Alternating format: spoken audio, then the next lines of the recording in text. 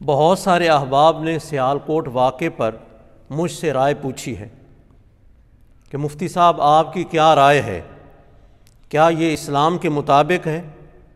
مجھے اس واقعے کے بارے میں سن کر جو دکھ ہوا ہے وہ ہوا ہے، لیکن اس سوال کو سن کر میرے دکھ میں مزید اضافہ ہوا ہے۔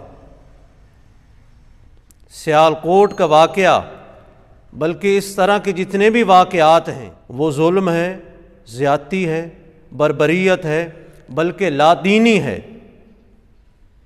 اور میں حیران اس بات پر ہوں، میں نماز جمعہ پڑھاتا ہوں، پاکستان میں لاکھوں مساجد ہیں، اکثر علماء کا یہی شکوہ ہے کہ جب ہم اپنی زبان میں اردو یا پنجابی، سندھی یا بلوچی میں خطبہ دے رہے ہوتے ہیں تو بہت کم سامعین ہوتے ہیں۔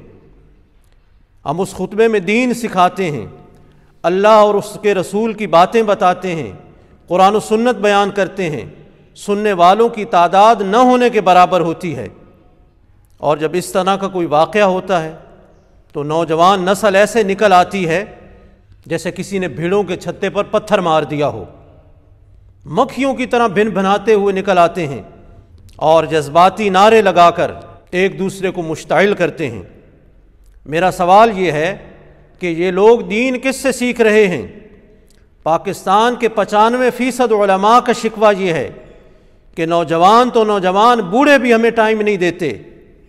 ہم دین کی باتیں بتاتے ہیں، قرآن و سنت سکھاتے ہیں، اور یہ نماز جمعہ پہلی بات ہے پڑھتے ہی نہیں، اگر پڑھتے بھی ہیں تو عربی خطبے کے آخر میں آئیں گے اور دعا سے پہلے یہ دعا مانگتے ہی فوراً کھڑے ہو جائیں گے اور گھروں کو بھاگ جائیں گے۔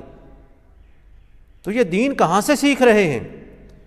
علماء کو مساجد میں وقت نہیں دے رہے، علماء سے دین نہیں سیکھ رہے، تو یہ سیکھ کس سے رہے ہیں؟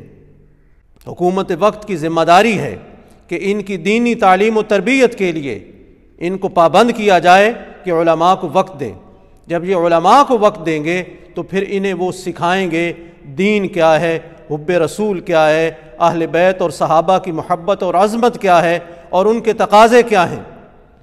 جو تصویر یہ پیش کر رہے ہیں دین کے نام پر وہ شیطنت ہے، اسلامی تو کیا، وہ انسانی رویے بھی نہیں، وہ غیر اسلامی اور غیر انسانی رویے ہیں۔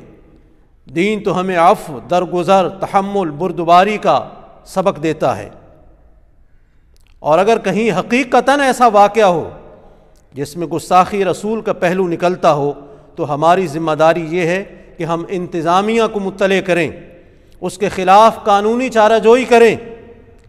اگر خدا نخواستہ قانون اسے چھوڑ دیتا ہے، جج اسے چھوڑ دیتا ہے، تو گنہگار قانون ہوگا، گنہگار جج ہوگا، گنہگار ادارے ہوں گے، عوام الناس اس سے بری الذمہ ہیں اور انہیں گناہ نہیں ہوگا۔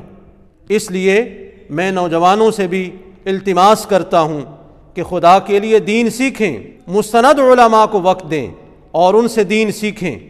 اور ماں باپ کو بھی کہتا ہوں کہ اپنی اولاد پر نظر رکھیں، کہاں جا رہے ہیں، کس کے پاس بیٹھ رہے ہیں، کس سے سیکھ رہے ہیں اور کیا کر رہے ہیں۔ آج پاکستان میں قتل و غارت، بے راہ روی، بے حیائی کی سب سے بڑی وجہ یہی ہے کہ ماں باپ اپنی اولاد پر توجہ ہی نہیں کر رہے۔ ماں باپ کے پاس شاید وقت ہی نہیں کہ وہ اولاد سے پوچھ لیں کہ تم کہاں تھے۔ بس ماں باپ کی ذمہ داری یہی رہ گئی ہے کہ انہیں بہترین کھانا کھلائیں، بہترین نفیس لباس پہنائیں، ایک بڑا موبائل لے کر دیں اور ان کی جیب میں کافی سارے پیسے ڈال دیں۔ کیا ماں باپ کو علم نہیں کہ اللہ رب العزت نے یہ نعمتیں جو انہیں عطا فرمائی ہیں، اللہ نے نعمتوں کے بارے میں ان سے پوچھنا ہے؟ اولاد چھوٹی نعمت ہے، کیا اللہ نے تم سے نہیں پوچھنا کہ میں نے تمہیں اولاد دی تھی، اس کی تعلیم، اس کی تربیت تم نے کن خطوط پر کی ہے؟ ماں باپ کو چاہیے کہ وہ اپنی اولاد کو بے راہ رو نہ ہونے دیں، اولاد کو سمجھائیں کہ تمہاری ذمہ داریاں کیا ہیں، اور ان کو ٹھیک دینی تعلیم کی طرف رہنمائی کریں، علماء کی طرف رہنمائی کریں، تاکہ وہ دین کو دین سمجھیں، حب رسول کی حقیقت کو سمجھیں، اہل بیت اور صحابہ کی عظمت کو سمجھیں، اور ان کے نقش قدم پر چلتے ہوئے اپنی زندگی گزاریں۔